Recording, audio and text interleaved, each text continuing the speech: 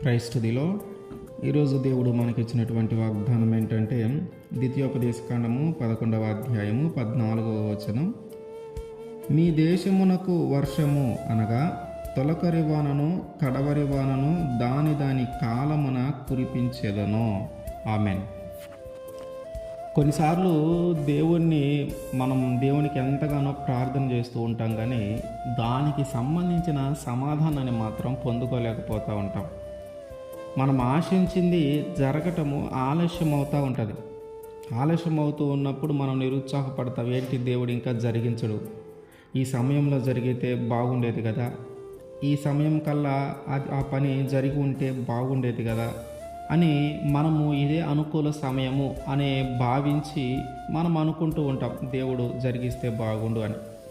కానీ దేవుని దృష్టిలో అది అనుకూలమైన సమయము కాదు. దేవుని దృష్టిలో తగిన సమయమున ఆయన మన జీవితంలో మనం ఆశించింది, మనం కోరుకున్నది, మనం ప్రార్థించింది జరిగిస్తాడు. ఏ సమయములో జరిగితే అది నీకు ఎక్కువగా ఉపయోగపడుతుందో, ఏ సమయంలో జరిగితే అది నీకు ఎక్కువగా లాభం ఉంటుందో, దానివల్ల ఏ సమయంలో జరిగితే అది మేలుగా నీకు మార్చబడుతుందో ఆ సమయంలో జరిగిస్తాడు. అనుకూల సమయము, తగిన సమయము అని నువ్వేదైతే అనుకుంటున్నావో దేవుడు కూడా అదే అనుకూల సమయము, అదే తగిన సమయం అనుకుంటే అప్పుడు జరిగిస్తాడు. నువ్వు అనుకుంటున్న తగిన సమయము, దేవుడు అనుకుంటున్న తగిన సమయం ఒకటే కాకపోతే దేవుడు అనుకుంటున్న తగిన సమయంలోనే జరుగుతుంది. ఎందుకంటే మన భవిష్యత్తు ఏంటో మనకి తెలీదు. దేవుడిచ్చే ఆ మేలు, దేవుడిచ్చే ఆశీర్వాదము ఏ సమయంలో మన జీవితంలోకి వస్తే దాన్ని ఎలా ఉపయోగించుకుంటామో, దాని ద్వారా మనం ఎలా లబ్ధి పొందుకుంటామో, దాని ద్వారా మనం ఎలా అభివృద్ధి చెందుతామో అనేది దేవునికి మాత్రమే తెలుసు, కానీ మనకు తెలియదు. కనుక మనము అడుగుతూ ఉన్నది, ప్రార్థిస్తూ ఉన్నది, ఆశించినది తగిన సమయమున దేవుడు ఖచ్చితంగా జరిగిస్తాడంతే. మనము నిరుత్సాహపడాల్సిన పని లేదు, మనం దిగులు పడాల్సిన పని లేదు. ఏ సమయములోనైనాను మనం అనుకున్న సమయంలో జరగకపోవచ్చు, కానీ ఖచ్చితంగా దేవుడు అనుకున్న సమయంలో ఖచ్చితంగా జరుగుతుంది. ఒక పంట పండించడానికి నీళ్ళు ఖచ్చితంగా అవసరం. అందరికీ తెలిసిన విషయమే అది.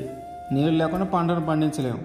అయితే పంట పండటానికి ముందు కొంచెం నీళ్ళు కావాలి, పంట పండే మధ్యలో నీళ్ళు కావాలి, పంట పడుతున్న చివరిలో కూడా నీళ్ళు కావాలి. ఒక్కొక్కసారి ఒక్కొక్క రకమైన విధముగా మనం నీటిని ఉపయోగించుకుంటాం. అంటే మోతాదులో ఎక్కువ నీళ్ళు, తక్కువ నీళ్ళు అని మనం ఉపయోగించుకుంటూ ఉంటాం. తొలకరి వాన, కడవరి వాన రెండు కావాలి. మొదటిలో ఒక రకమైన వర్షం సరిపోద్ది, ఆ తర్వాత మధ్యలో మంచిగా వర్షం కావాలి, చివరిలో కూడా మంచిగా నీళ్లు కావాలి. సో తొలకరి వాన వచ్చినప్పుడు ఏం జరుగుతుందంటే, పంట కోతకు ముందు పంటని మనము సిద్ధం చేసుకోవటానికి ముందు, ఆ వ్యవసాయం ప్రారంభించడానికి నేలను మెత్తపరచడానికి మరియు విత్తనాలను చల్లటానికి అది ఉపయోగపడుతుంది. ఆ సమయంలో ఆ తొలకరి వాన ఆ సమయంలోనే కురవాలి. ఆ సమయంలో కురవకుండా ఆలస్యంగా కురిసిన, దానికంటే ముందు కురిసిన ఆ పంట పండటం అసాధ్యం. ఆ పంట సరిగా పండదు, ఆ పంట సరిగా అభివృద్ధి చెందదు, ఆ విత్తనాలు సరిగా మొలకెత్తవు. సో అట్లాగే మన జీవితంలో ఆత్మీయంగా మనం ఆలోచించినప్పుడు ఇది నూతనమైన ప్రారంభానికి ఒక సాదృశ్యం. మనము దేవుని వాక్యము విన్నప్పుడు మన కఠినమైన హృదయాలను మెత్తపరిచి ఆయన వాక్యం అనే విత్తనము నాటబడటానికి దేవుడు మన హృదయాలను సిద్ధపరుస్తాడు. ఈ తొలకరి వానలాగానే దేవుని వాక్యము మన హృదయము మీద పనిచేసి కఠినంగా ఉన్న మన హృదయాలను మెత్తపరిచి వాక్యం అనే విత్తనము మన హృదయంలో నాటబడేలాగున ఆ దేవుడు చేయటానికి వాక్యము మన హృదయంలో నాటబడటానికి ఈ తొలకరి వానలాగే ఈ వాక్యం కూడా మనకి ఉపయోగపడుతుంది. అట్లాగే కడవరి వాన కూడా అంతే. కడవరి వాన సమయంలో ఆ సమయంలో కావలసిన వాన ఆ సమయంలోనే పడాలి. పంట కోతకు ముందు గింజలు ఏపుగా పెరగటానికైనా అవి పరిపూర్ణంగా పండటానికైనా కడవరి వాన కూడా చాలా అవసరం.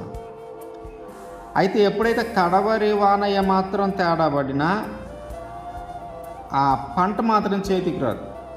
ఆ తెగులోనో సరిగా పండకపోవటమో సరిగా అభివృద్ధి చెందకపోవటమో ఏదో ఒకటి జరిగి ఆ పంట మాత్రం చేతికి రాదు. ఆత్మీయంగా మనం దీన్ని చూసినప్పుడు ఇది మన ఆత్మీయ ఎదుగుదలకు పరిశుద్ధాత్మ కుమ్మరింపుకు సాదృశ్యంగా ఉంటుంది. దేవుడు మన పట్ల తలపెట్టిన కార్యాలు సంపూర్ణం కావటానికి, మనం దేవుని కోసము ఫలింపు కలిగిన జీవితం జీవించటానికి దేవుడు కడవరి వాన లాంటి ఆశీర్వాదాలను మనకు అనుగ్రహిస్తాడు. అయితే ఇప్పుడు విషయం ఏంటంటే ఈ రెండు దేని కాలమున అదే కురవాలి. కడవరి వాన కాలంలో తొలకరి వాన కురవకూడదు, తొలకరి వాన కాలంలో కడవరి వాన కురవకూడదు. సో దేని కాలమున అది కురిసినప్పుడు మాత్రమే పంట చక్కగా పండుతుంది. తగిన సమయము చాలా ముఖ్యమైనది. తగిన సమయంలో పడాలా.